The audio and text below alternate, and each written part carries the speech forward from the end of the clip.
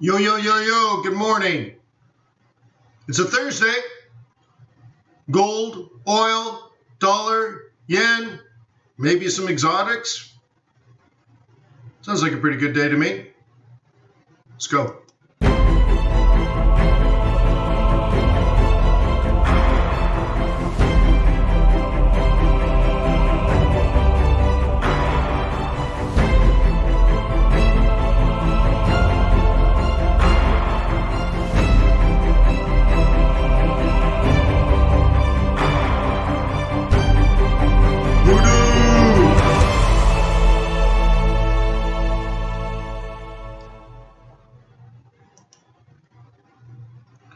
So good morning, what's going on, guys?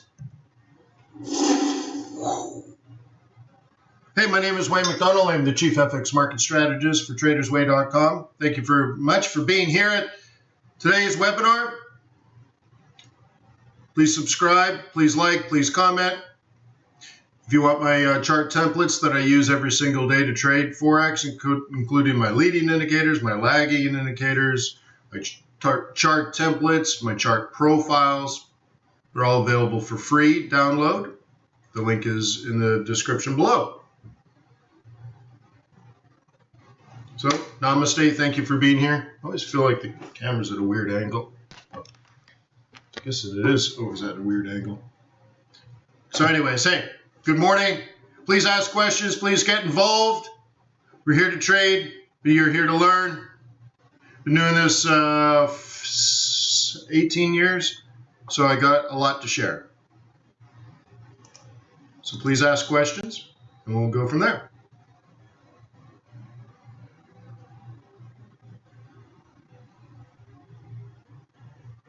Bill says, hello, pound yen didn't make for us the surprise of reversal. Take a look. Okay, we'll take a look at that. Anything else?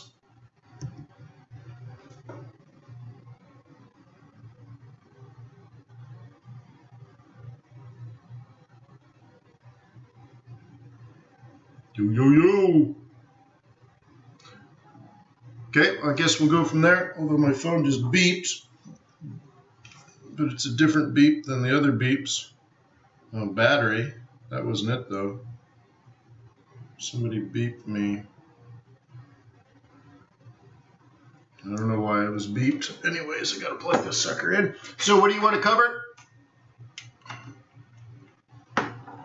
Anything particular?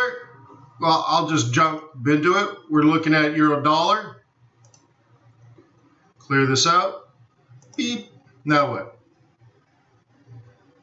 Yesterday we were here and I said, well, the one thing we know for sure is you can't sell. Cool. Okay. Maybe you can sell into the moving averages. That's fine. I think we talked about this area being a sell for next week. And that typically happens on a Thursday. If you're doing a Thursday front run, it could be a Friday front run. And we hit that zone and it is turned red. That's interesting, right? When did it turn red? London open. Oh, well, that makes sense too, right?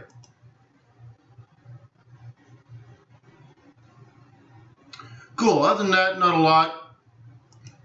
Little bit of price action, but don't really be fooled because we're range bound. But this is very trendy.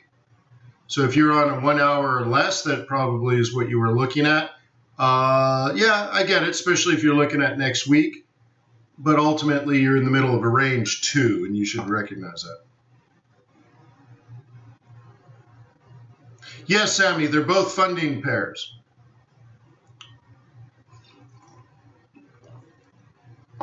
Okay? So typically what I do, Sammy says, I don't trade dollar yen. It's true. What I trade is dollar or yen or dollar and yen, but not dollar versus yen. So let's clear that out. So usually what I'm doing is I'm looking at the dollar. Even though this is euro dollar, I'm really making a lot of my decisions based on the dollar in of itself. And very often I'll isolate it through like relative strength exercises. And I decide if I want to be a buyer or a seller of the dollar. Now you say, well, what about your bias? Well, my long-term bias is set on fundamentals. What I just said is relative strength is a technical analysis thing. So I can decide, let's say long-term I'm bearish, but if I do technical analysis, it might tell me, well, today it's bullish, and therefore maybe I should be careful, or I should only be short-term, or maybe I should just scalp, not swing. You get it? But I still have to do the technical analysis.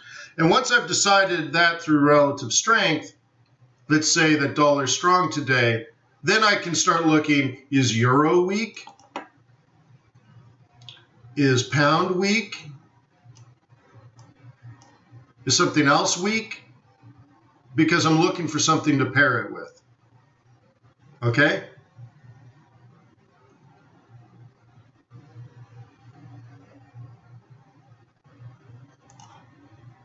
Now, yen is a very similar thing for me. And I judge it based on macroeconomics.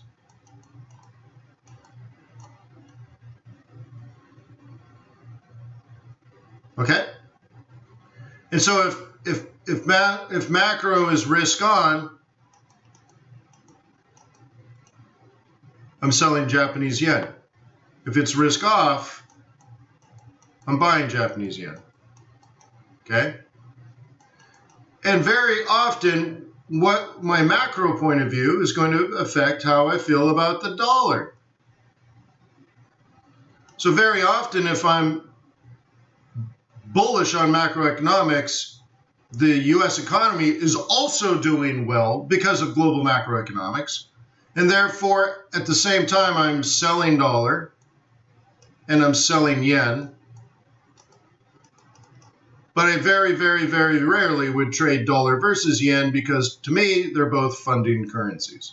They're funding risk on, right? Oops. They're funding risk on when risk on's good, and then people pay back those loans when it's risk off. Good morning, Daniel.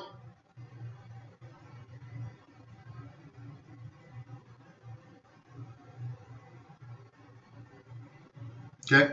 So hopefully that makes sense, Sammy. Nice question. Very good. So anyways, price action, guys. Plan A if you're a bear, probably plan B is way up here. Okay. Down here is support. So you know as a bear you can't sell down here, but a bull is looking to take it back up like they did yesterday. Can you see the importance now? If you're a bull, you need to sell high. If you're a bear, you need to sell high. If you're a bull, you need to buy low. And everything else will probably lead to break even at best. At worst, you're going to lose. Seems obvious, but for some reason, people don't do it. Okay. And yeah, anyways, yep. Now, pound, I wanted to show, is this pound yen? Yeah, I want to show pound dollar, but let's talk pound yen.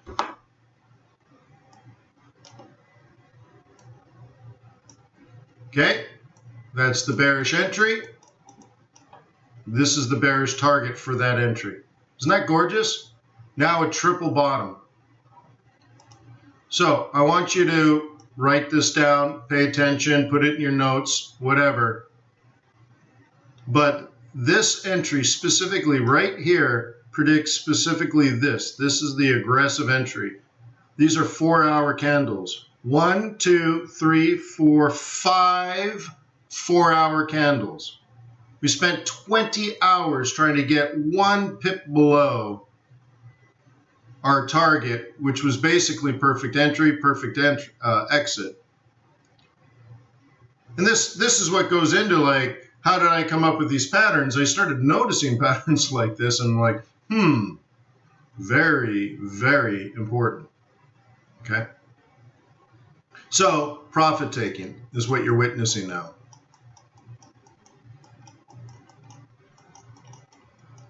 Okay. Price is going up on a short time frame. Let's do it this way. Okay. Price is going up and nobody's buying it.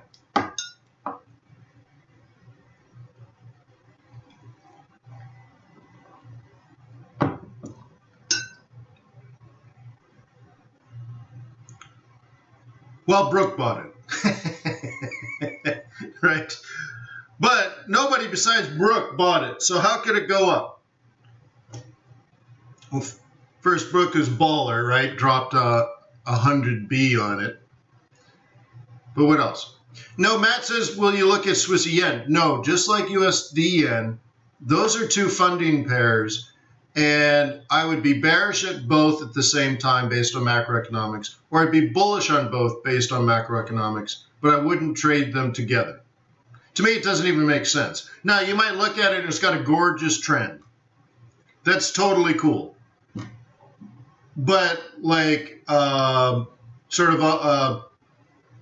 logically, we're not talking technical analysis now, right? The logic of that trade makes no sense to me. So though I would be afraid to see a trend because I'm going to want to trade it. Now I'm trading something just because the technical analysis there, but it really doesn't make any sense. So I don't even want to go there. This is like how important it is to me.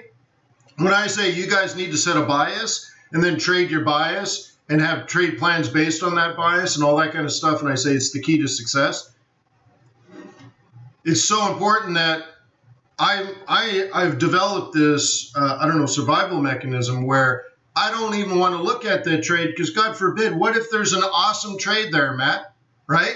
You know what I mean? Like, what if there's an awesome trade there? I'm going to want to trade it, but I don't want to do something that I cannot fundamentally explain. So then I got to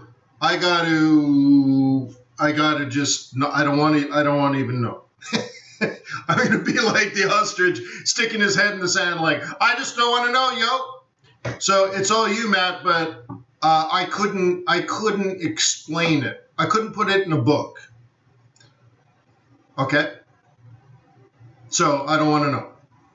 But hopefully that's a lesson like, I cannot trade unless I can explain it. And it has to make logical sense. That's called a bias. Right? So the reverse of it is you definitely need to have a bias. And by the way, whatever you're doing today, you should have had it planned out yesterday or the day before that. There's another lesson there. Make sure you knew today when you walk into your charts, right? When you boot in your computer in the morning, you already know what you're doing. And in fact, you even know the prices that you want to do it. It's that important. Where you should be saying, I hope we're at 153. I hope we're at 153. I hope we're at 153. And then you open up your chart, say, yes, we're right in there. I'm going to get that trade today. Great. So now I'm going to drop into something smaller time frame like 15 and look for a rollover, right? That's how you do it, right? That's how you guys need to do it. If you're looking for a trade, you've already lost. Okay. Anyways, so this is going up at nobody but Brooke is buying it. Well, so it's facetious. Someone's clearly buying it, but most people are not buying it. You could take advantage of this like Brooke, but Brooke's been around, what, 7 years, 10 years? Brooke, you've been here? I don't know.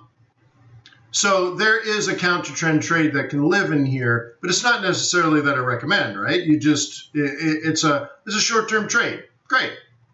Okay, but the basis of the short-term counter-trend trade is simply you're trading into profit-taking. Another way of looking at it is you are hunting stops.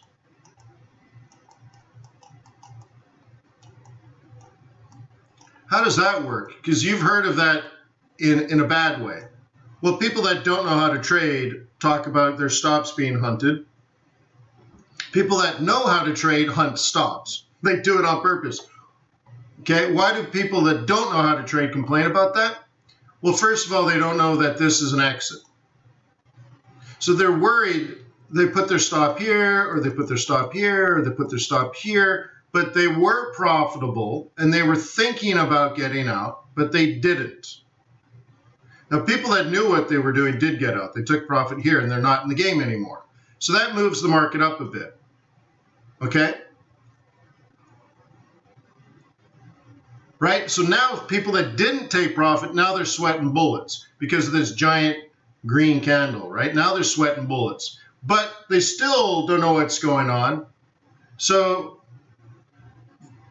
they sweat it out. It goes up a little more, and then it comes down a little bit, and they're like, oh, yes. And then it goes back up, and they're like, oh, my God. Right? And they're trying to make the decision, should I get out? Should I get out? Right? They were up, let's say, 100 pips here, then came back. Now they're only up 70. Now they're up only 60. Now they're back up again 70, and they're like, oh, I feel so good. No! Now they're only up 50. Right? And they're going through this emotional roller coaster. And the people that are trading the counter trend, they're shorter term, and they know that much of the professional market is taking profit. So by taking profit, those trades get offset with long positions. So they're trading along with that, but they're also, when you hit a stop, that gets converted into a long. And then you hit another stop, that gets converted to a long. And then you hit that stop, and that gets converted to a long. And you're helping people without solid trade plans make the decision to get out. You're really forcing them out. Right? Does that make sense? You are helping those that were supposed to take profit make the decision to get out. Now, they might lose 50% of their profit that they were sitting on, but then again, they didn't know what the target was to begin with. More likely they got in late and they're going to break even or lose some money. That's the true reality. But when you're trading into a take profit, right? In this case, a counter trend, you are hunting stops, because when you hit someone else's stop, all those trades that are short, remember they're stops for shorts, get converted to longs. You're already long, so now you're getting more, it's not really buyers, but there's less bears, which pushes it up to the next level. You hit their stops, they get stopped out, they get converted into long positions.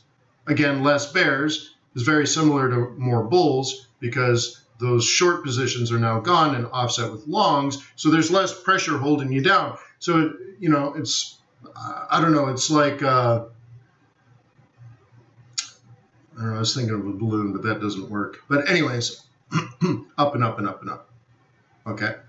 Which is good trading. That's really good trading. You don't have to do it in your first year, like, right? Brooke's been around. But that's definitely, if you're doing more than day trading, okay? If you're watching 15-minute candles and 5-minute candles and you're trading 10 hours a day kind of thing, those are really good trades. Okay, what if you don't have that kind of time? Okay, what if you only have an hour a day? Well, you should be a swing trader, and the short was in there. I gotta get rid of Skype. I don't think people even use Skype anymore. I gotta get rid of it. So anyways, a swing trader would have done that on Sunday. Okay, actually I got that wrong. It's here. Okay, a swing trader would have done that on Sunday and would have taken profit in here, or here, or here. Okay, and that took 1 hour this day. Then the next day you checked it out, it's fine. And then the third day you're like, ooh, I'm right near my my zone. And now you're only like 10 pips, 15 pips, 12 pips away from your target, whatever. Very often I just take it out and walk away, because I don't want to like just barely miss it and then have it come all the way back. So if you can get 99% of your trade plan, so you sold in here and you're here like 2 days later, well, if you're early in the month, I'm worried about a counter trend. So if I'm down here, I'm like, oh, take it, walk, done.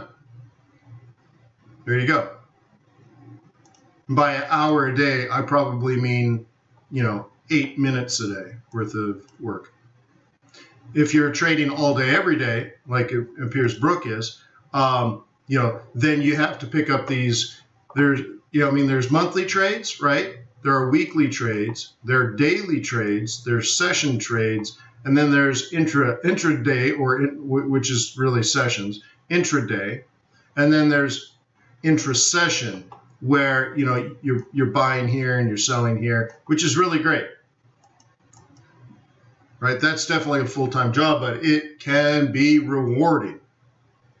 Okay, I tend to do that less now, only because the market I grew up in, this kind of move, I don't know what that was, let's call it 60 pips.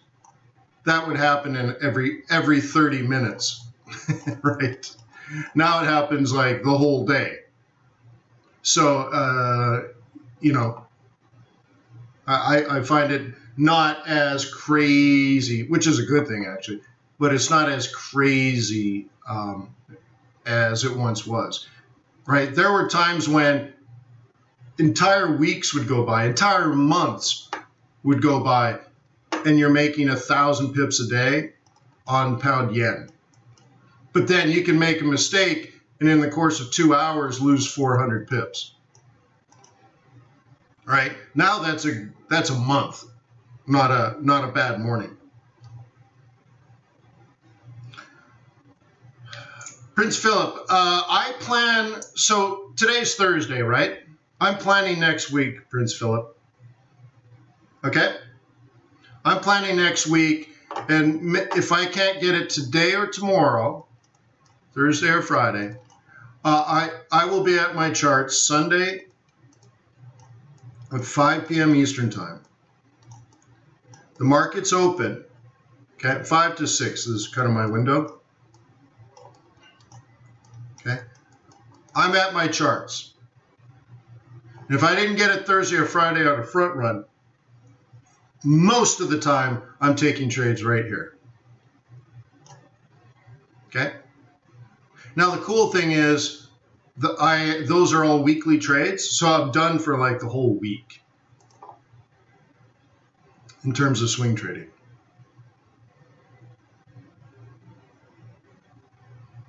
Sheldon says, I finished the FX Bootcamp all course bundle. Right on. Does it come with a swing trading group? No, but because you've finished it, Sheldon, I will invite you in about a month, the 3rd week of August. So I guess around the 2nd week of August, I'll send you an email and you can join then.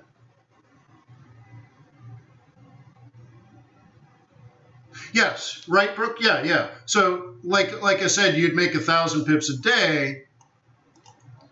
Now that was craziness though. That was like when the stock market was dropping 1,000 pips a day too, right? But the funny thing is, for about 6 months, we had a head and shoulders pattern, and we waited for this drop, we waited for this rise, and then we shorted like crazy, like insanity type shorting the pound yen like this. Okay, and the markets were volatile, but we were there, like it was so unfair. It was so unfair. We were so ready and so on top of it, so prepared. People on TV are like, "Oh my God, it's the end of the world," and we're like, "Yes, isn't it wonderful?" It was so funny. We waited months and months and months for that shoulder, and then it just, it was wonderful, and we just killed the pound yen.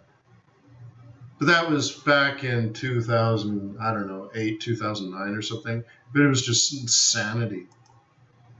And everyone else is like, "Oh my God, nobody knows what's going on. Nobody can predict this. This is utter chaos." I'm like, what do you mean nobody can predict this? It was just funny. So good times.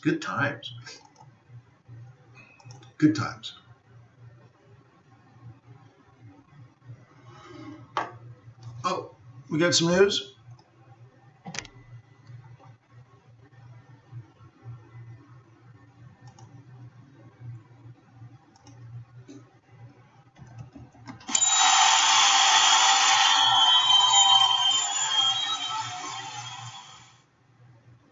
Thank you for the heads up.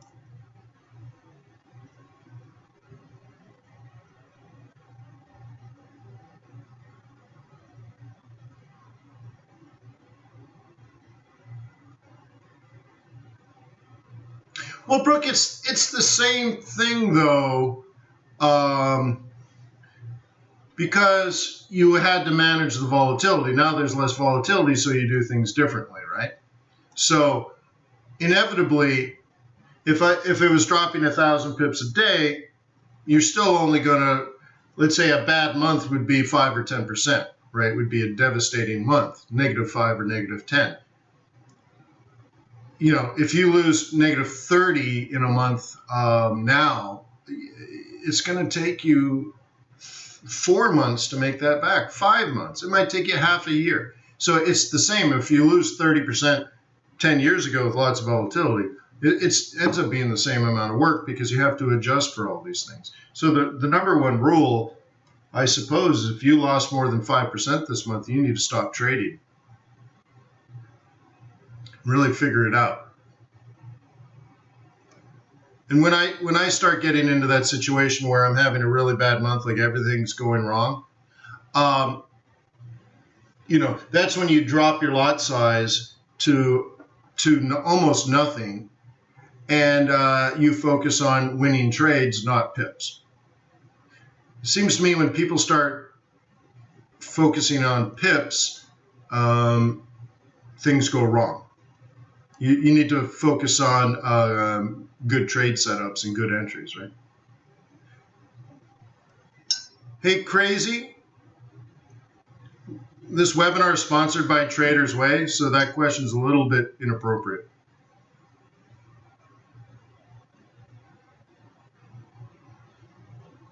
But why don't you give Trader's Way a chance? Why don't you go to tradersway.com, open up a demo account, and give it a try.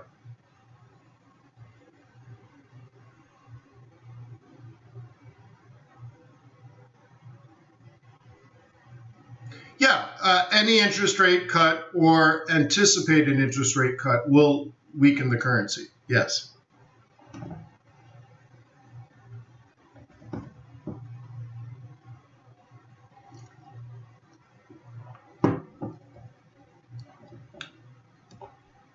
What do you guys want to watch this on?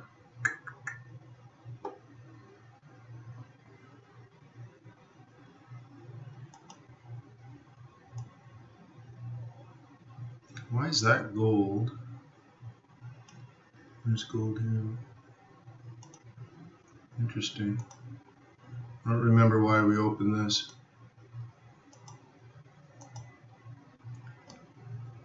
Okay.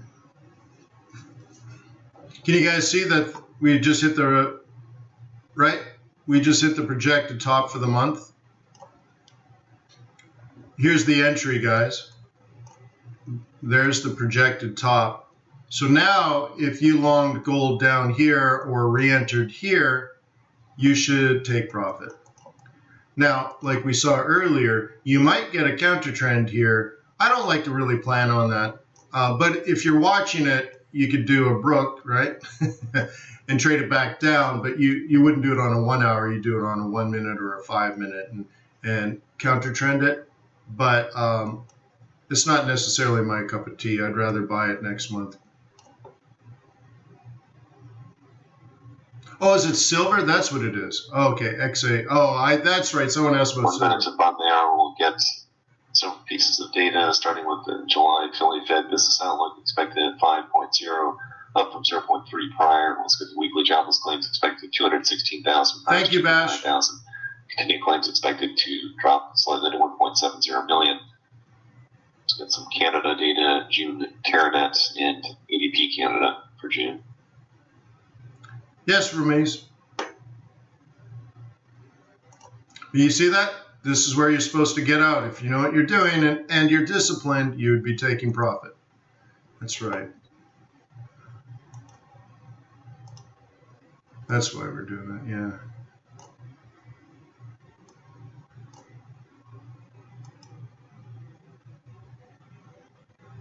The Philly Fed index in just a few seconds.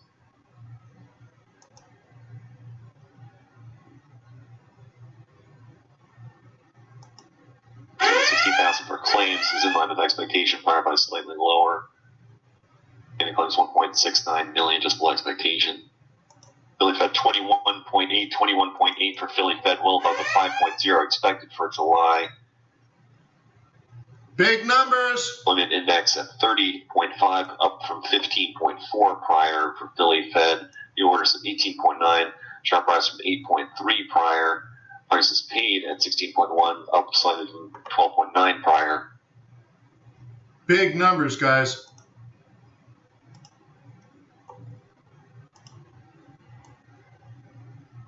Again, more signs that the Fed does not need to cut interest rates. That's what you have to read into this.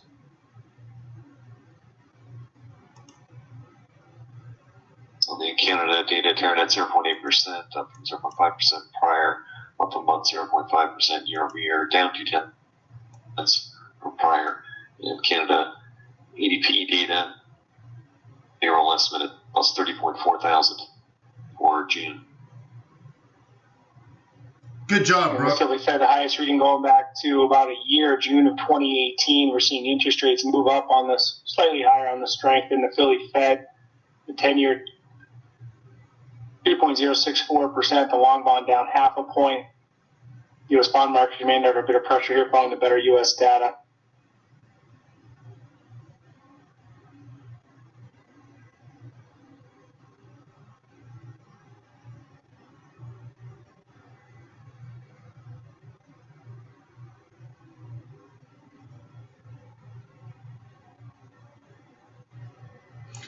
Hey, Paul. Yeah, welcome to the family, Paul. Yeah, I've tried that multiple times. Nobody uses it. I've done it so many times. I think probably 3 different times over the years. People just don't use it. It's not worth the time. So that's a traditional scalp, guys. But once again, not something you need to be doing. So a red hot Philly Fed. Okay, they expected 5. We got 22. New orders. Look at the new orders, guys. GPC out with a report. We more than doubled new orders. Headline number. Sales for the quarter $4.9 billion versus the $5 billion consensus estimate.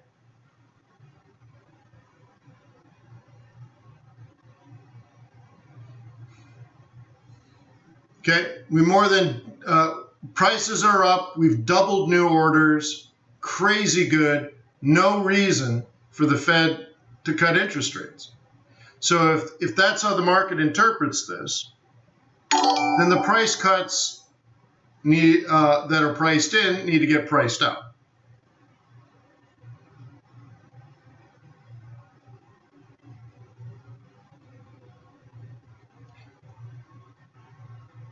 Thanks for subscribing, Gustavo,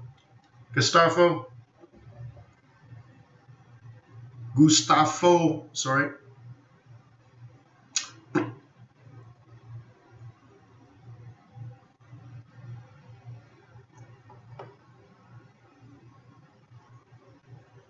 Canada, good job numbers. Reports on the latest vote in the UK Parliament. Importantly, 6 cabinet members will rebel against the government, voting against the government or abstaining, including Hammond.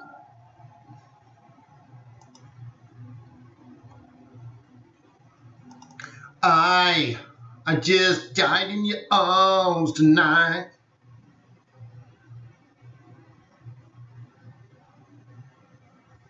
No, Ed, it's the Russians.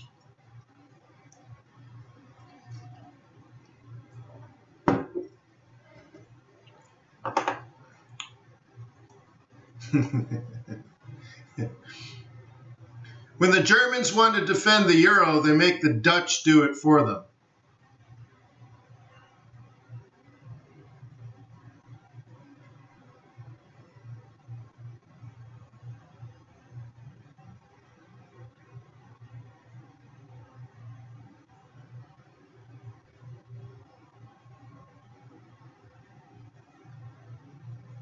DR in the house.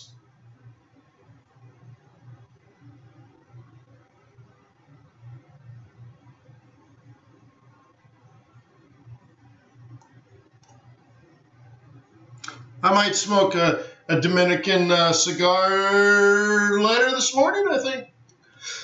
Ooh.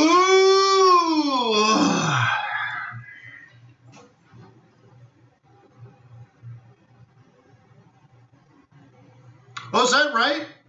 Thank you, RC. Yeah, let's do, remind me on that. Let's do South African interest rates. Yeah. Just want to make sure I got that going. Bash says, so FOMC may keep the interest rates unchanged. Yeah, well, let's go back. 2, 3, 4, 5, 6 months ago, I said there's no reason for the Fed to cut, at least not to keep the economy going, right? Okay? And even if they were deciding to change interest rates, typically, like, I mean, by over the last 20 years, if I'm going from, if I remember correctly, they never make changes in July.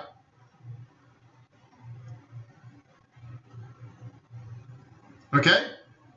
There's nobody in the banks to implement the change. They would screw over all the European banks and all the American banks and all the other banks around the world that are all tied and pegged to the dollar. Like, there's nobody at the bank. You see what I mean? So July is usually not a live meeting. The only people working at the Fed are interns.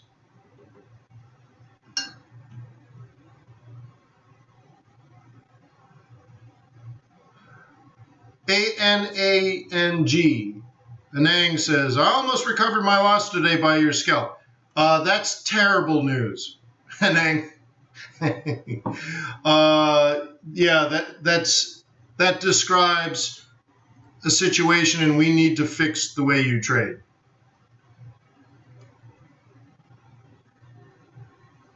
This should be the most least important, if that's even a thing, the leastest importantest thing that you did today was this scalp.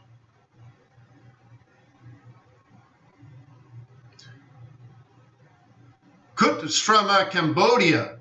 Man, I'd love to come visit Cambodia sometime. There'd be a great place to do a Forex webinar, huh? Live from Angkor Wat.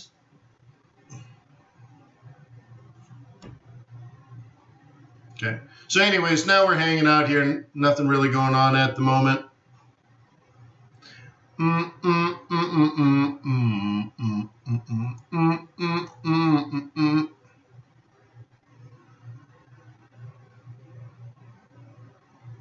So anyways, Anang, we got to fix that.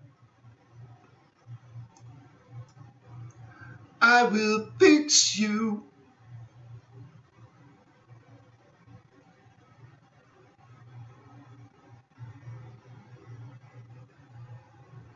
Oh, really?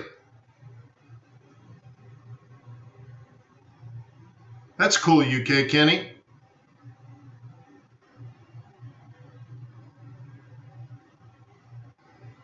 Yeah, Cambodia would be a fantastic place. I know someone that backpacked through Cambodia years ago, and he absolutely loved it. Anyways, let's move on.com.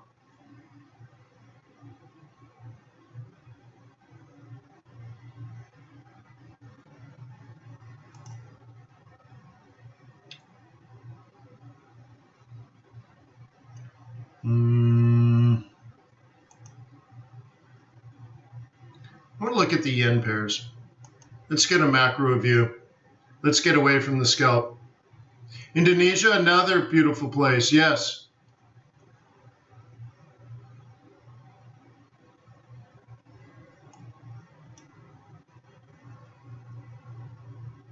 A friend of mine lives in Malaysia.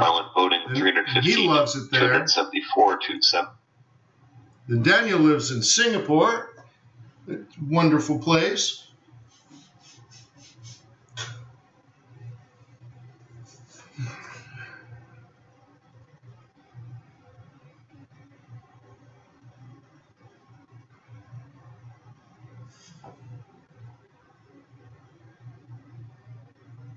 Okay, so do we have congruency here? 4 hour, 4 hour, 4 hour, and 4 hour. Aussie yen up for the last 12 hours. CAD yen up for the last 12 hours. Kiwi yen up for the last 12 hours. Euro yen down for the last 12 hours. So we don't have congruency in general, but commodity currencies seem to be slightly stronger than the European currencies, because I imagine pound is about the same. Actually, pound is up a little bit, isn't it?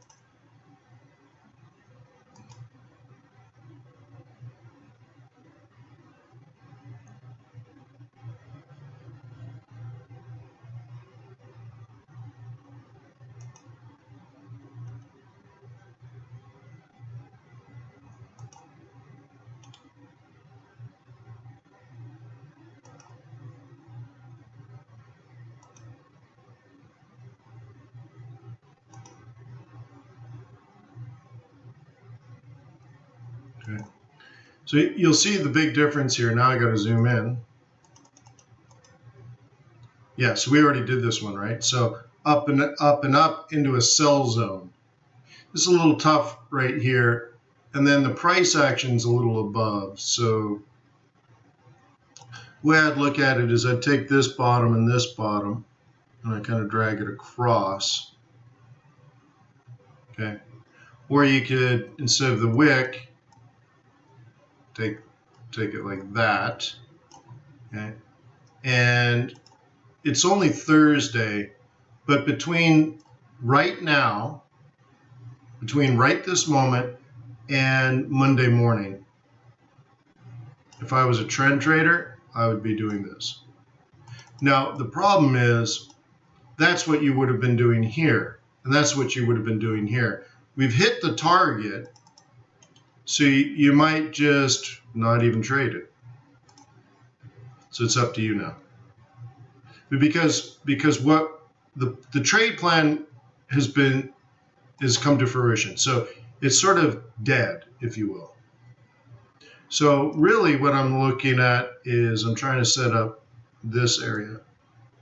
And it ends up being the same area I just pointed out. But now I'm setting up August. Okay. So let's get rid of this. Okay.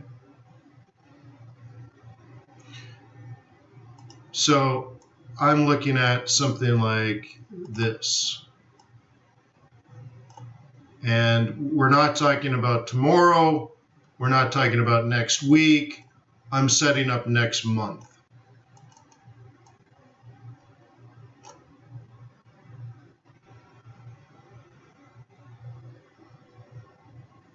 New Zealand, yeah, New Zealand is a wonderful place.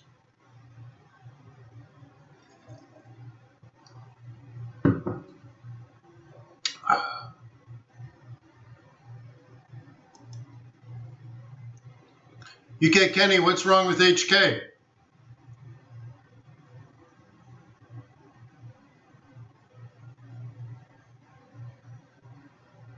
Crazy Planet, it's a question. Bitcoin up. Oh, I don't have Bitcoin here.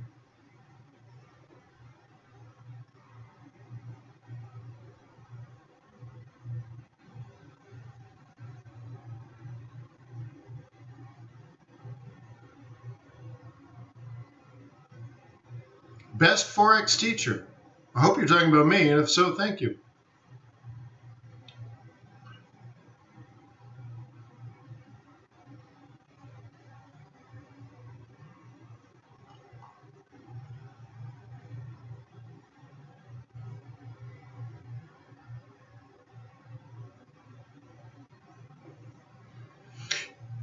Yeah, but talking about Cambodia, I would love to see Angkor Wat, and I think it's the largest UNESCO site in the world, isn't it? I would love to do that. And the food and all that kind of stuff. Wonderful.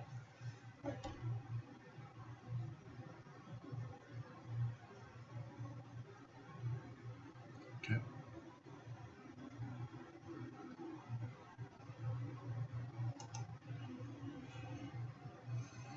We must be getting close to the exotics.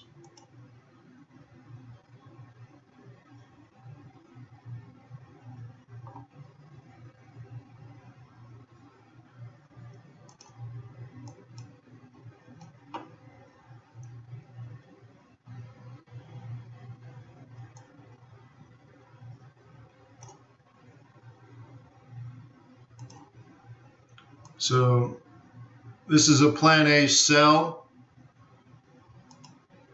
This is a plan B sell.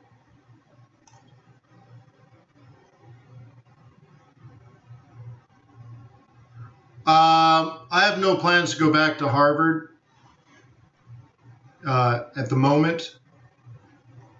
So I've done, I don't have any on-campus requirements anymore. 15 minutes. Thank you, RC. I've taken over 20 classes now, maybe, and let's see, I've done 1, 2, 3, 4, 5, 6. I've probably done 10 classes on campus, including the half classes I did, if you add them two up to one class. So I've probably done 10 classes on campus. So you know what? I've probably done more like 25 classes. It's a lot of work, man. Holy smokes. So I don't technically have to go to campus anymore. Inevitably, I will, of course.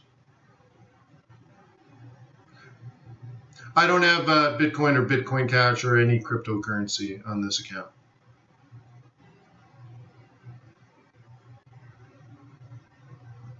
Unstable and protesters are taking over the city. Is that right? Politically unstable. Okay, well, that sounds terrible.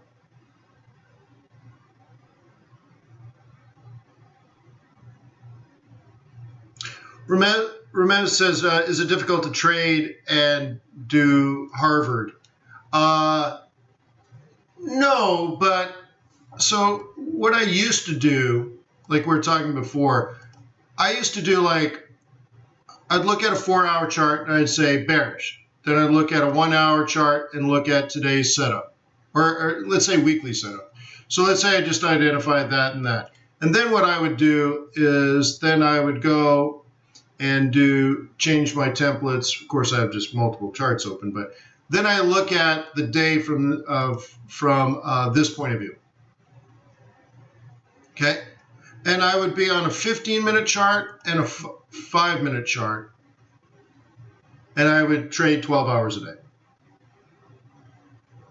Okay, I don't do the scalps and the news trades and the session opens much over the last couple of years because of Harvard. So trading that way is not the bulk of what I do. So I've had to adjust to day trades and swing trades. Okay.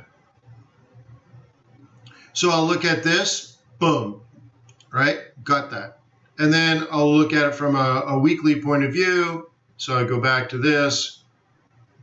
And, well, there's no trade here. But from a weekly point of view, so maybe like a front run here or something, I'm in trades for like the week. So here's a weekly trade. Sell here, down there, right?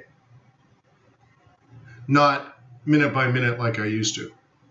I mean, I literally traded a 1-minute chart for an entire year.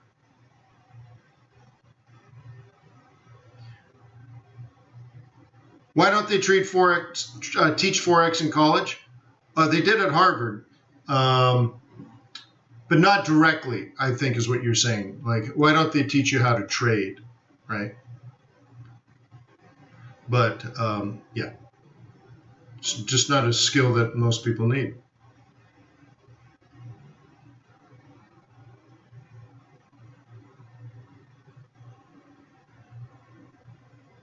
Luke, you're going to miss out on the South African news. I think I still got the thing running. Yeah.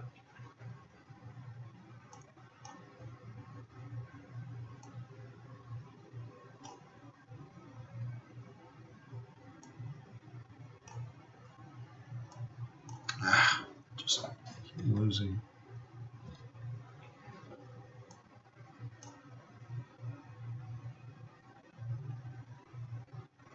Expected to cut interest rates by 25 basis points.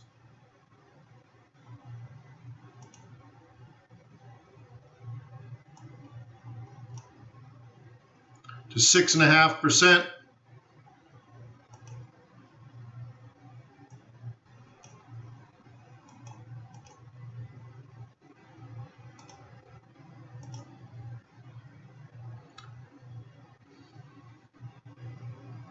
Back in May, they said high debt at state companies to limit investment prospects.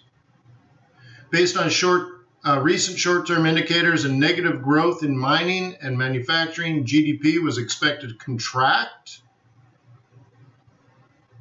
The risks for the economy are to the downside. Economic challenges in South Africa are mostly structural. Yet, they saw the rand is slightly undervalued. So they figure cutting interest rates are going to fix that? That doesn't make any sense.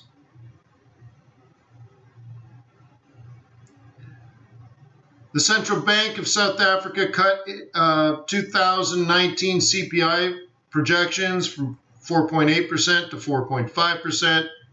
They cut 2020 CPI from 5.3 to 4.8. But they're okay with 2021. But at even less. So now what South Africa is projecting is interest CPI falling from 4.8, then to 4.5, then to 4.6. So I don't know. They're all over the map. Maybe they don't know how to do central banking. And they're struggling anyways.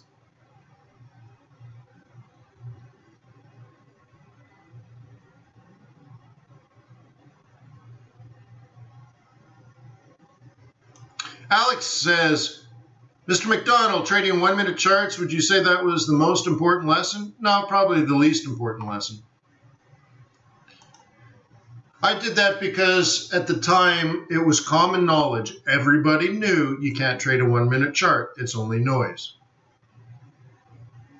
Yeah, thank you, Marina. Newsflash, right, Marina? Yeah.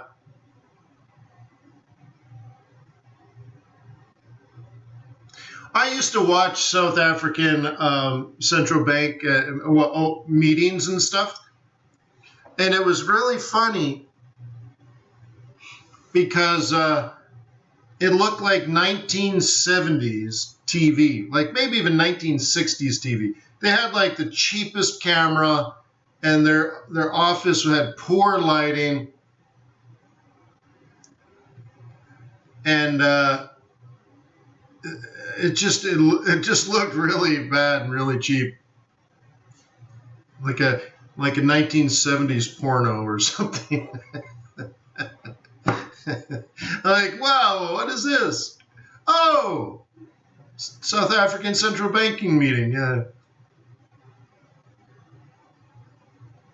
So we're not going to pull it up, but if someone has a link, I can take a look at it. The link to the interest rate decision announcement by the South African Central Bank.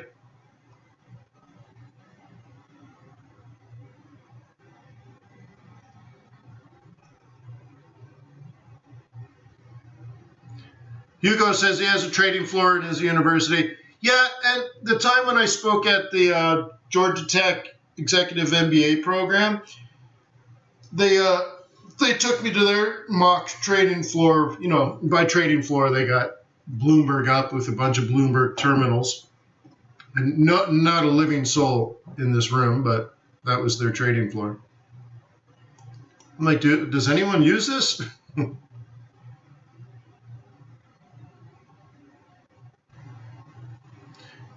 Yeah, Marina. Well, that's why you got to fire everybody.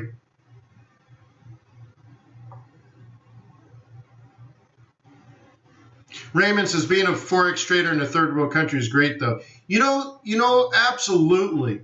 If you don't have a big nut to hit every month, like if you need like 3-4 grand, let's say $4,000 a month USD.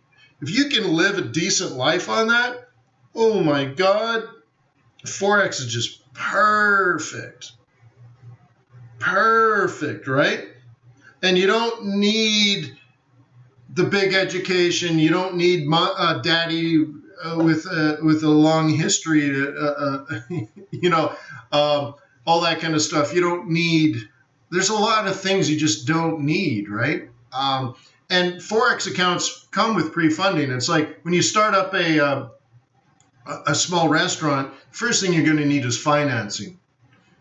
So you put down 20%, and actually it's probably more like 30%, right? Put down 30%, and then you borrow this huge sum of money to start your restaurant. Well, Forex, and now you got to go out and find that bank to lend you the money and all that kind of stuff. Where Forex is like a pre-funded startup. You walk in, for every $1, you get $50. Boom! You're already, pre-financed, all that kind of stuff. And you can't lose, like, you blow up your trading account. It's not like you still owe somebody the $100,000 you borrowed or whatever, right? But when your restaurant goes out of business, you owe the bank that money, right? So it's such a really great thing. And if you take the time to grow your trading account, you don't need a lot, right? You don't need a lot to get that number kind of thing. Yeah, Marina says we live a luxury life by trading full time. Absolutely. I couldn't agree more, right? What a wonderful thing to do. And I tell people, that especially young people, you got to get to a place where you never withdraw your money from your trading account, or you draw down the least amount. And I said, if you got to move to a third world country, so you live in a shack, but you have a $3,000 laptop, and you got 3 different internet connections coming into your aluminum shack. That's all you need, man. That's all you need. Maybe a Honda generator. And that's all you need. And don't spend any other money except for food, right?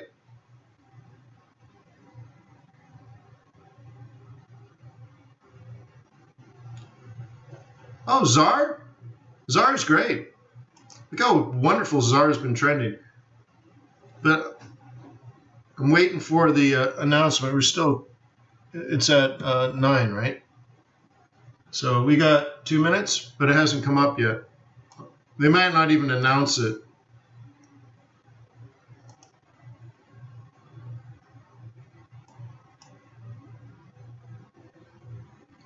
Oops, and I wanted to move this over here. I want to drop this into a 1 minute.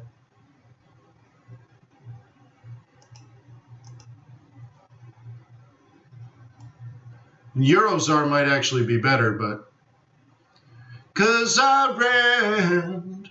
So anyways, I gave that advice years ago. Some guy, well, I can think of 2 people now. One guy moved to a tiny town in Brazil, and he was American. And another guy was a firefighter during 9/11, and he struggled with that and losses of his friends and stuff. And then he struggled through marriage, probably because of his depression. So he lost his wife, lost his friends and his career. He couldn't be a fireman anymore. So he became a full-time Forex trader, and went through boot camp and all that kind of stuff. Traded with me for maybe 2-3 years, and then he's like, "I'm moving to Thailand." Here's a guy in his 50s, moved to Thailand, and he's like, I don't need a lot of money to live well. And he says the food is great, the health care is fantastic. And he's like, yeah, I'm a 55-year-old fireman from New York or something. And he moved to a small town in Thailand where you need like $5 a day to live.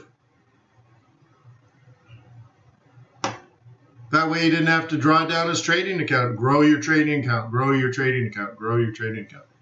All right, it's 9. We should have an announcement.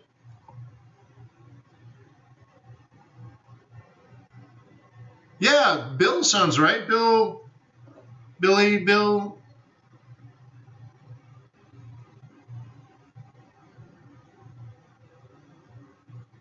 Dwayne, you gotta quantify what the spread is. Okay? So on a demo account, Dwayne, this goes to everybody. On a demo account, take your normal lot size, whatever it is. There we go.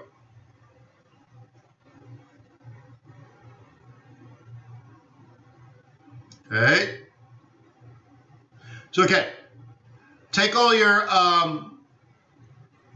take your standard size, whatever you normally trade, and then like place that same size lot, let's say a mini lot, trade a mini lot on ZAR, trade a mini lot in Euro, on Lira, trade a mini lot on Peso, trade a mini lot on all these trades that you believe the spread is too high for you to even consider.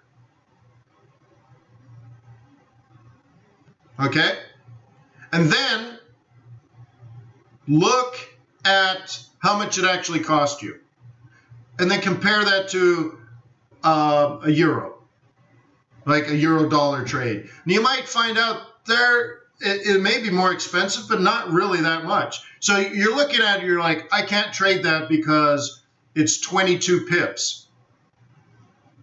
But the value of the pips might be 10% of the value of a euro-dollar pip, which means it's not really that much more expensive than a euro-dollar. Or what if it was 50% more expensive? Instead of $2, it's $3. You're like, oh, well, forget it. I can't consider it.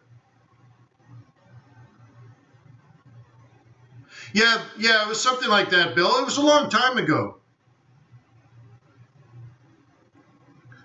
It was a long time ago, but, got his life together because of Forex, right?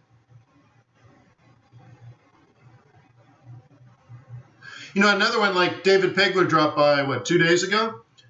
He was in the U.S. military waiting for a discharge, and he emailed me. He's like, hey, man, I just got out of the U.S. Army, and I'm South African, right? And I want to be a trader, but I don't have a lot of money. Can you help a brother out, right? So I gave him a coupon code or something for his first few months at a discount. And now he's like one of the greatest traders in the world. Isn't that amazing? Right? Like there are tons of people that come to Forex to change their life, and they change their life.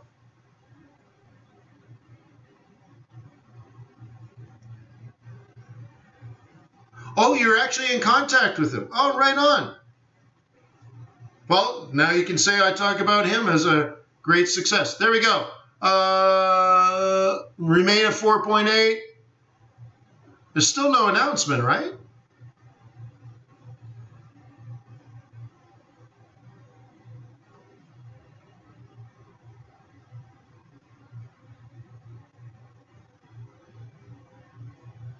They still haven't given it. Amazing.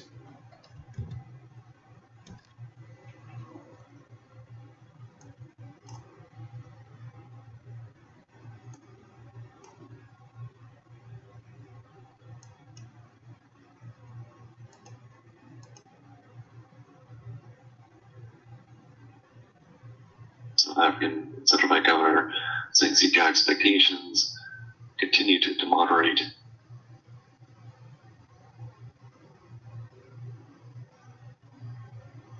Right on, James. Yeah, right on that.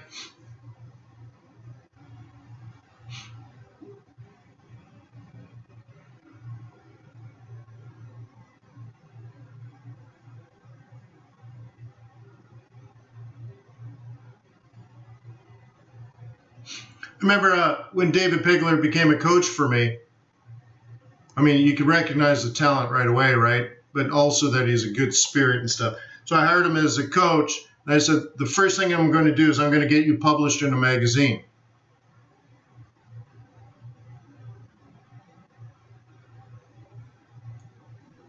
I want to shine the spotlight on you. Boom. All that kind of, it was good times.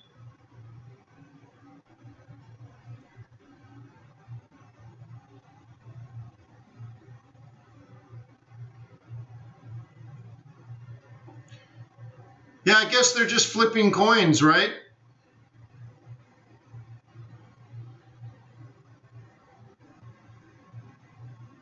Right on, Paul.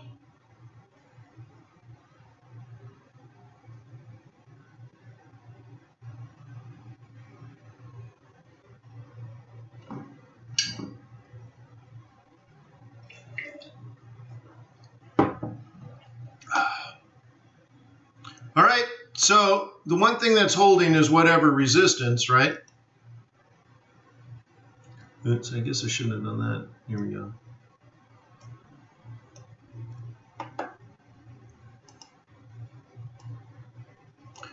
Is there anything else in your way?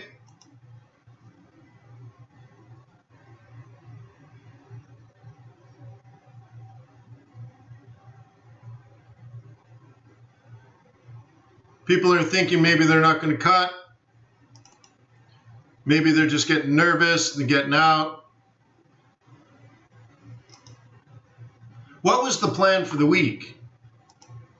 Well, some people are selling this zone and some people are selling this zone. So I already had that on the other chart, right? So there's plan A, plan B for a sell, meaning it might spike up and then it might drop down. Okay? So you have to decide, well, what if it goes up and up and up? Are you going to sell the South African rand? You could do that. Okay? So now you got to pick your support. There's a support there, and the other one's pretty low, and that shouldn't be the case. So you're deciding right now, are you kind of a buyer this way, or are you a seller this way? Okay, or of course this one.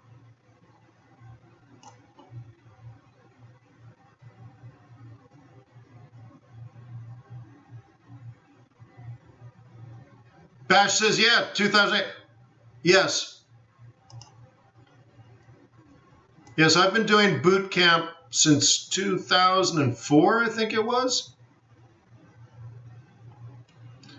When YouTube was a startup, it wasn't actually officially a company yet. I started uploading YouTube videos about Forex. And there was a time in my life on YouTube, if you typed in the word Forex, I was the first 12 pages of videos.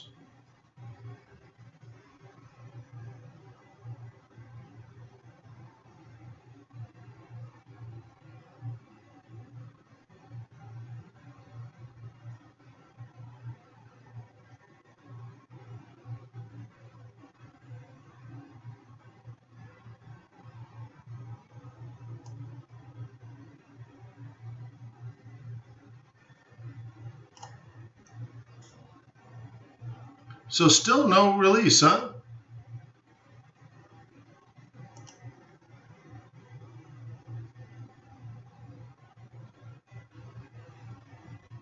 Wow, we're going to give up on South Africa if they don't hurry up. Can we look at oil? Well, right now we're waiting for the interest rate release. But I can do oil if you remind me before I jump out.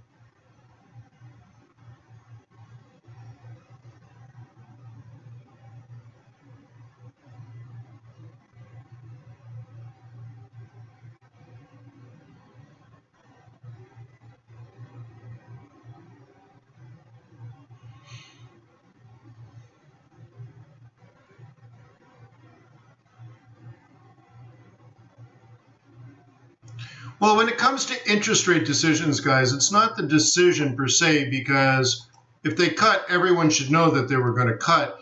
What's important is what they're going to do next. So right now they're saying they're expecting a rebound in the second half, or second half of the first half, second quarter. Inflation expectations remain. So there might be a cut, but they might say something like, or this can be interpreted as no more cuts.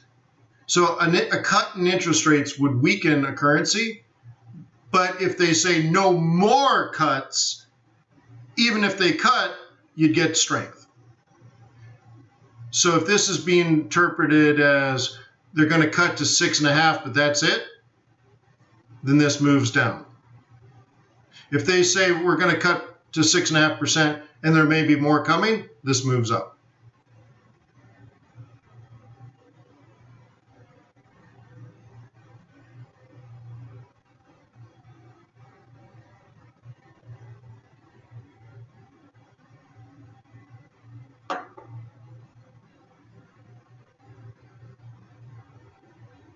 Yeah, don't let me forget TBM.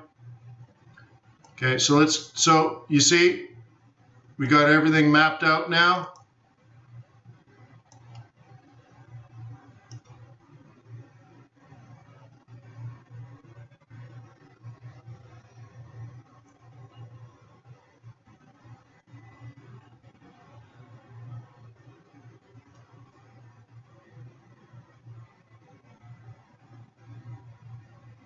Yeah, they're still flipping coins, Marina.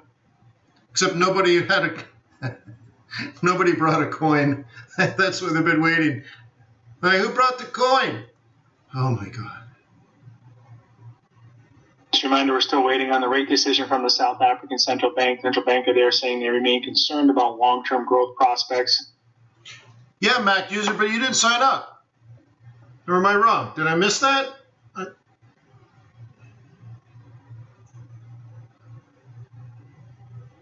Maybe you did, well, overnight or something.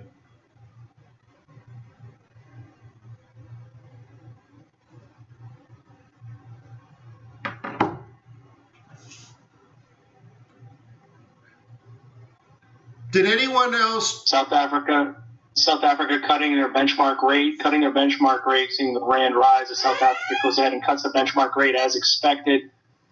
Right off for 6.5% from 6.75%, 25 basis points.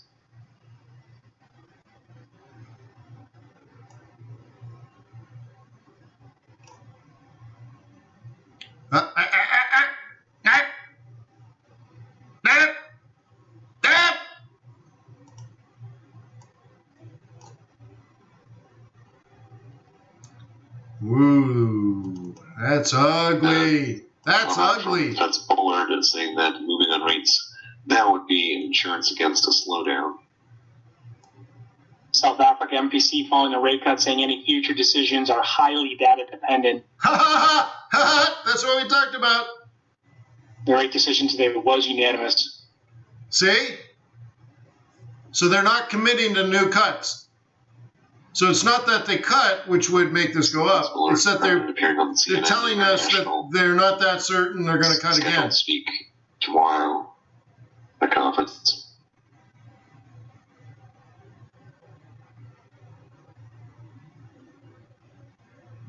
Yeah, okay. Did anyone else yesterday try to sign up for the for FX Bootcamp? I sent out the coupon code, but I think a lot of people didn't see the coupon code.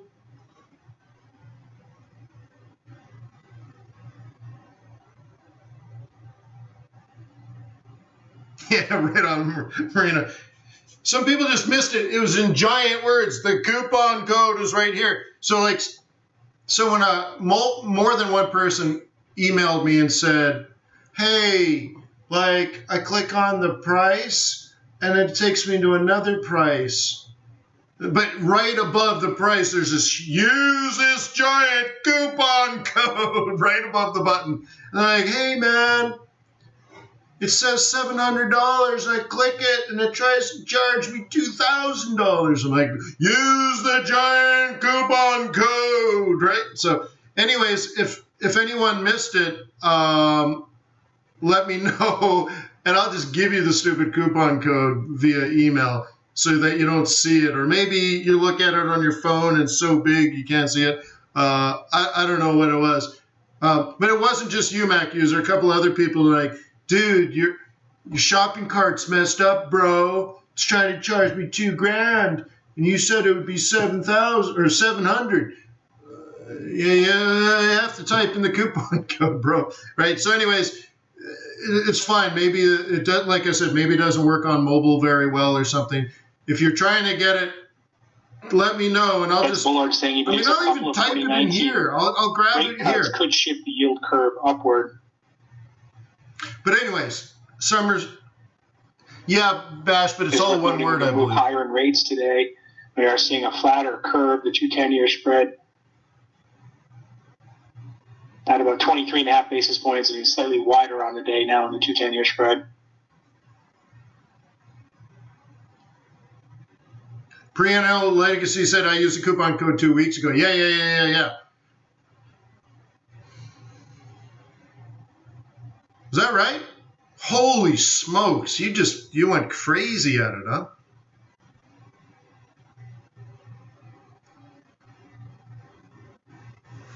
There's a commitment right there.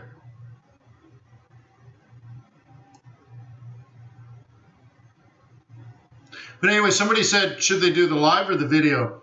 The live, you better be ready to go. That is a true boot camp. You might find that your problems in Forex is you don't have a strong enough work ethic.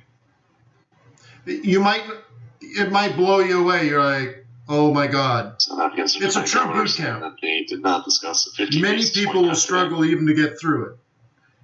So if you're looking at just, learning how to trade and all that stuff, don't do the live stuff. You're not ready. When you think you're ready for combat, then we'll put you in the combat simulator, and don't be surprised if you get killed. But you got to know that and learn that before you go into battle for real, right?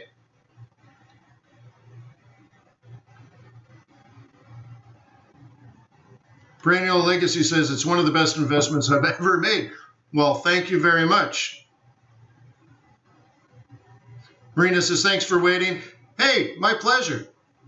So, do you see the lesson learned here? They cut interest rates and the value of the rand went up. Why? Future expectations. The rate cut was already priced in. Then they said, well, we're not so sure if we're going to do it again. Pachow. Off we go.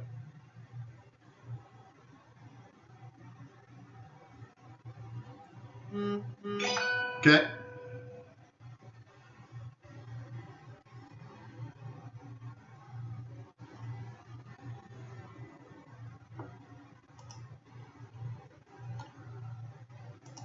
Cool. Anything else going on? See this? Every day I make money doing nothing. Money for nothing in chicks for free. July industrial confidence at 57.4 from 56.9 prior. Every day make money for free. I love being the bank. More from Bullard saying that trade uncertainty used to be low, but now it's high. Right? Let's see. The high of the week, the low of the week. I can't even read that. 1,200 pips. Nice! Huh? I want you to think about something. By the end of the year, I would like you to have 10 trades open. And every day you move your stop and lock in 10 pips profit.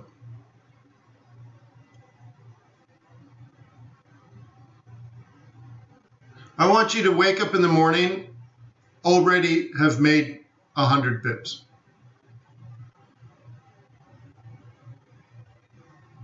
Thank you, Raymond. No, I appreciate you guys. Thank you. I really appreciate you guys in my life, and I really love to see the growth and the maturity in that you're showing in your trading. And like, I've known some of you guys for more than 10 years. And it's, you know, I don't know the right word. Like, pride isn't right because it means that I had something to do with it per se. It's more like, and happiness isn't the right word. So if there's a word and then some respect, like I respect you for how hard you've stayed, how long you've stayed at it, and how hard you've worked at it. So if you could take sort of like pride isn't the right word, respect isn't the right word, and happiness isn't the right word. If there's an English word that's something in the middle, that's what I feel for you guys. I think it's really cool because I know how hard this is. I really do. I know how hard this is.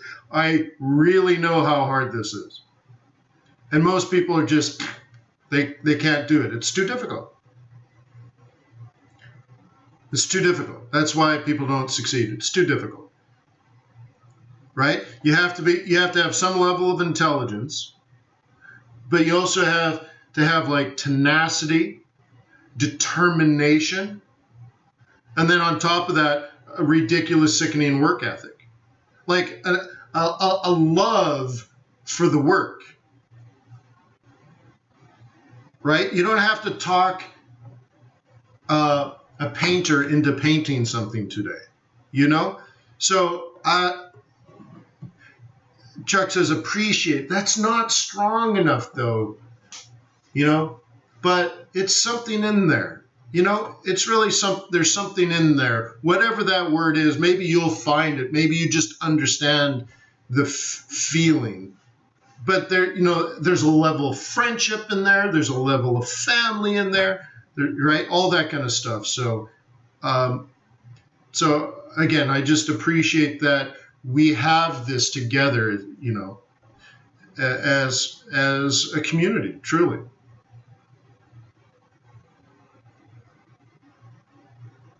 Hugo just did a first monthly swing on EJ, right on.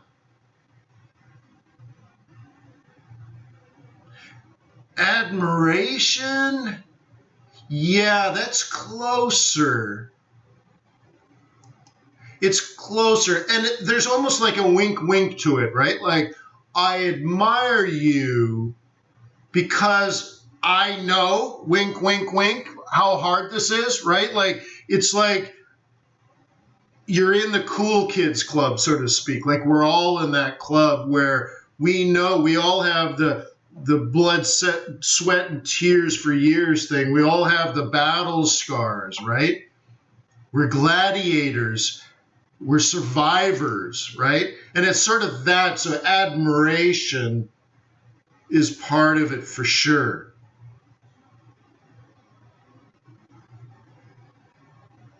Thank you, Peter. Peter's a gladiator.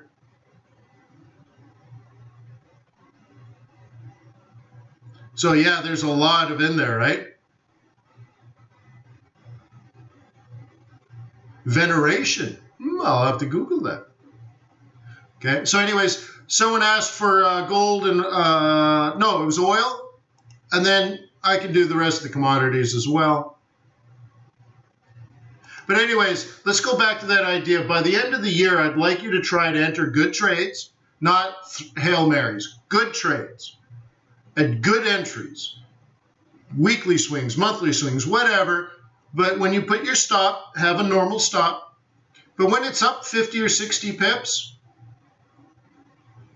move it to break even and let it run. And then do another one, let it run. Do another one, let it run. You're going to get a lot of break-even trades, but don't worry about it. Do your other trades too. But by the end of the year, try to get it so you have 6 or 7 or 8 or 9 or 10 open trades, all with stops at break-even. So when you wake up in the morning, you might be up not just 100 pips, because you move your stop 10, so you're going to lock in 100 pips every day. But each of those might be up 40 pips each for the day. You might be up 400 pips for the day. And this is where you're like, you don't get it, right? When I say you should be up 10,000 pips on some months or 1,000 pips, you're like, 1,000 pips, Wayne, I can't even imagine how that can be done. That's right, because you're not doing it properly. You're making 25 pips and then getting out. How many pips did you make today? I made 38 pips today.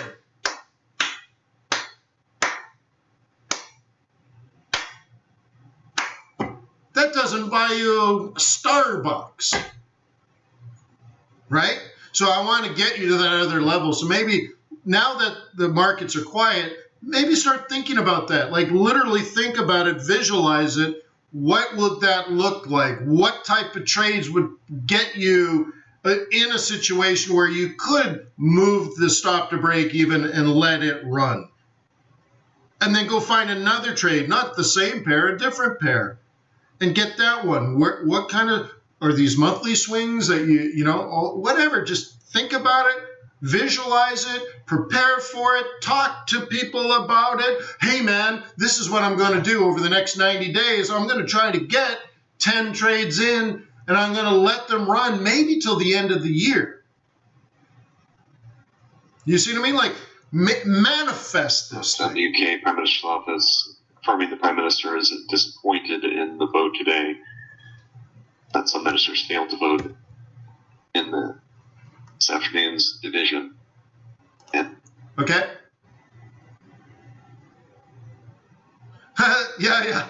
Lungster says, well, we'll need a bias for that, like a whole proper bias, right? So then go even farther back. I've asked you guys to put together like one PowerPoint slide that says at the top, I will sell yen, or fundamental bias, yen bear, or something. Like there's the title, and then give me 4 or 5 bullet points why. You know what I mean? That's where you start. Give me what your bias is. And like, you're not going to send it to me. This is for you. And you put it on your wall. If you read my book, you know you're supposed to do this by hand and put it on your wall. So you touch it, you see it, you smell it, and it's on the wall. You revisit it every day. It's your mantra. But anyways, to put all that together and then start trading toward it with the goal of not getting out. Have you thought about that? Your goal isn't to get out for profit. Your goal is to get knocked out for profit. You should be forced out for profit. You know what I mean?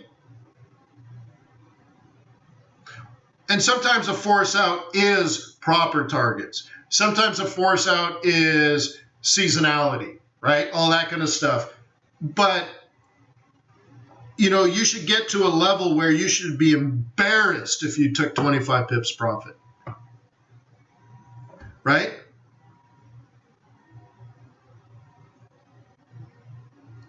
Right? You should get to a point where break even for you is plus 100.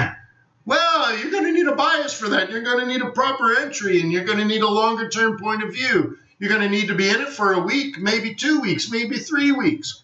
Uh-huh.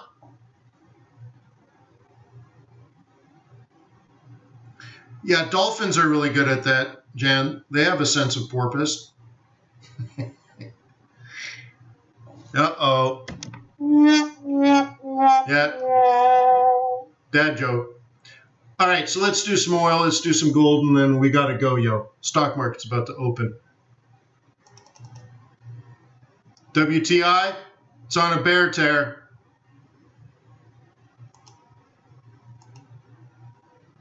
Okay. Consolidation. Breakout. Okay, that's the first wave. Not wave, but scenario. Second is roll reversal. Okay, tough one to catch. Here's a 382 somewhere in there. It's really back to the moving averages, but anyways.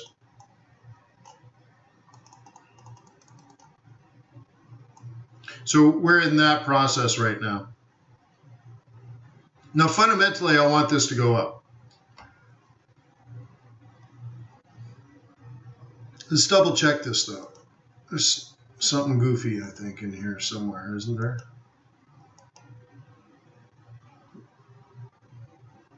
Yeah, so, yeah, these are all pretty basic trades, right? Again, so we trap it.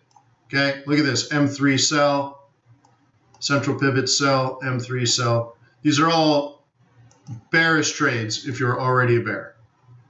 Okay? Now, if you're a bull, it's going to reverse here, and it'll show you by giving you proper reversal patterns. You don't have to guess, you can wait.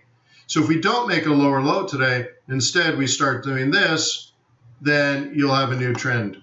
Okay? But right now that doesn't exist. Okay, so again, trap it, let it break.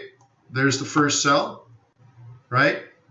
There's a sell pivot, and there's a sell pivot. And these are all day trades, by the way. If you were a bear in here, for example, and you saw the breakout here, let's do it that way. Okay, you saw this breakout this day, you saw the lower low. So your day trade now is here. Your next day trade is here. Your next day trade is here. Okay, this is all based on this breakout,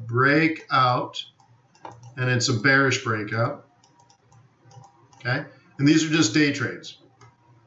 Cool thing about a day trade is you don't have to wait for like Asia Open, like Shanghai Open, or you don't have to wait for London Open. You don't have to wait for New York Open. It's a trade of the day. So you place your entry, place your stop, and take a walk, really. Okay.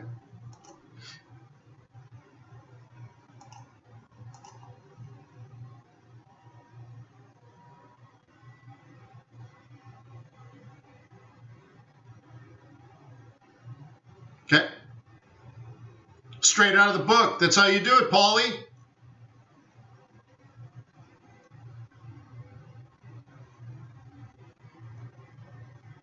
That's right, Oscar. I agree.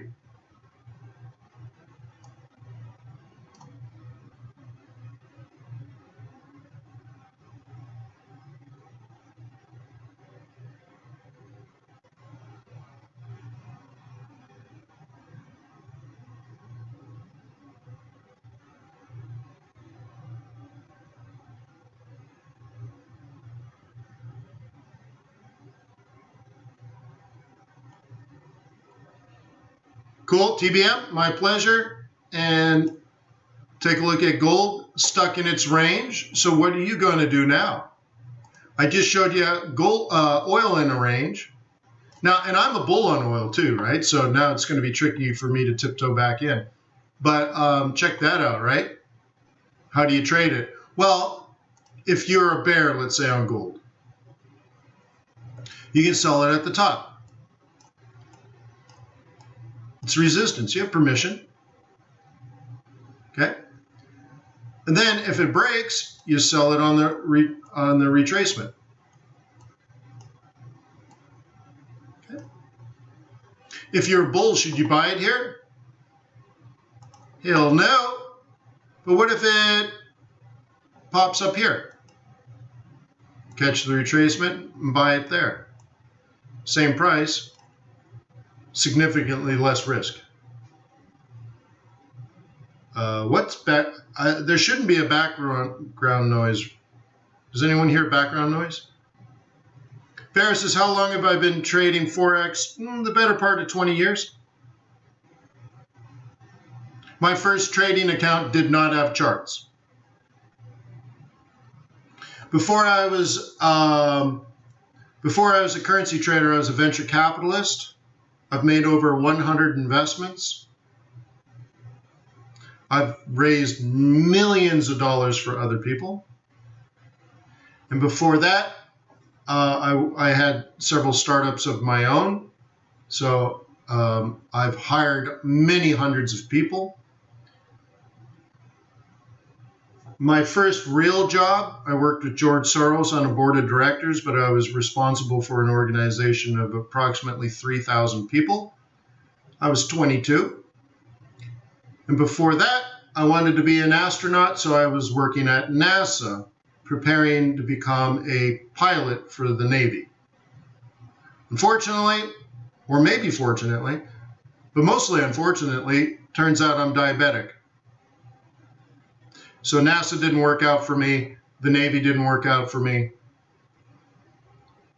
So a few years later, well, at that moment I said, well, I guess I'll be a businessman. Honestly, I swear to God.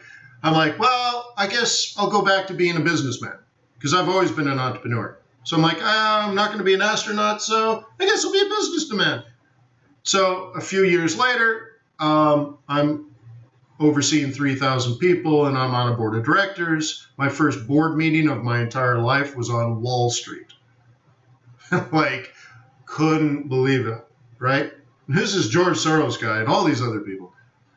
I remember the chairman of the board, he was a partner at Arthur Andersen, the accounting firm, and he had like $1 million hair. And so right before my first board meeting, I'm like, oh, I got to go throw water on my face. And he had just finished using the restroom and he was doing his hair in the mirror. And I'm like, that dude looks rich.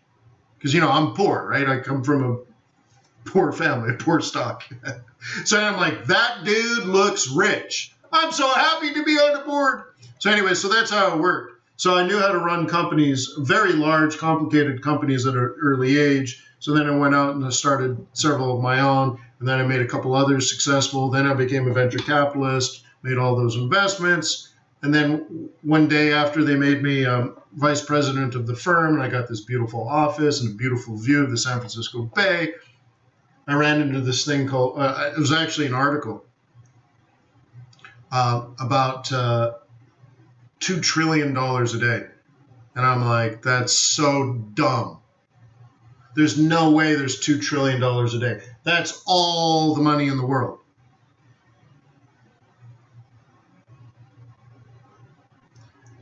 So I did a little research, found out it was true. So I started trading. Started trading. Yep. Started trading all day, every day. I was up late. I was up early. I had stuff on my cell phone before people even had smartphones. I was watching Forex on my phone. I had a Sony Vaio laptop, tiny little thing, cost me like $3,000 for this laptop. And it just was for me to watch the markets, but there were no charts yet. So I was just watching prices. And then after doing that a couple of years, I quit. No more VC for me. All FX. So there's my story in a nutshell. If you want to go even farther back, a couple of years before NASA, I was living in a tiny little town in rural Saskatchewan that had one street light. And I had to choose, stay there, become an alcoholic and get some high school chick pregnant, or get the hell out.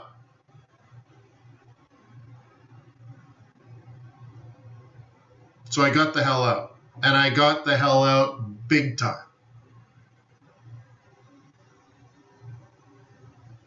Big time. Big time. That's as far out of that town as you could possibly get, I think, right? So anyways, anything is possible if you believe it's plausible. So if you're on a similar journey, Forex is fantastic. As Marina said, hey, if you're stuck in a small town in a third world country, if you got internet and a laptop, what a fantastic opportunity you have in front of you. Now you can trade against central banks, multinational corporations, billionaires, and hedge fund managers, and you're on equal terms. Even though you live in a small town, in a third world country with no other opportunities, you get to play with kings and potentially become a king yourself or a queen, right, Marina? Right? You have a shot at royalty. Think about the guy that became Prime Minister of New Zealand. He made all his money trading Forex. He made so much money trading Forex, he decided to become prime minister. How do you decide? You have more money than everybody else. It's pretty simple.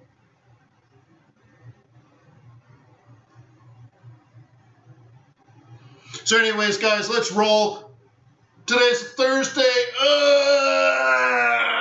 I get a meeting I need to go to, but I will see you guys tomorrow. So namaste. Like I said, thank you for being in my life. And I am proud of you, and I admire your tenacity to succeed. I think it makes you a good person. You're going to do great things. So I will see you tomorrow. Cheers.